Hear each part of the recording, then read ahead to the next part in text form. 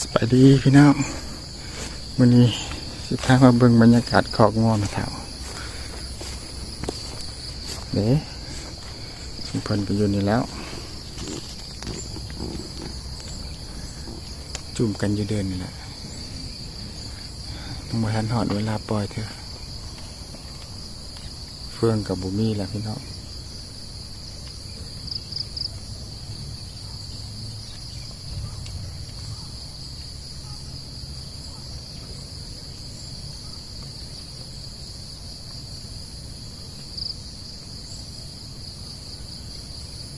แสงแดดกำลังส่องมาใส่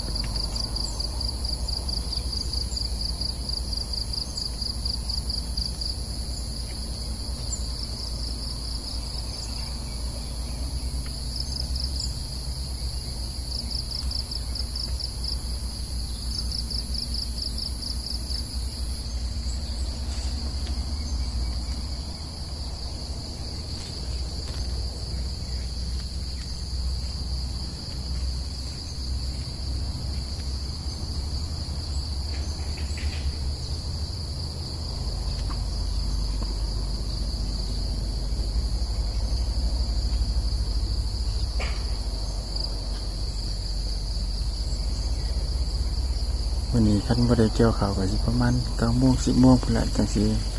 พาสิเพิ่นออกไปหาหลอกกินพี่น้องโอ้คนนั้นหยอกกันพุ่นเด้อ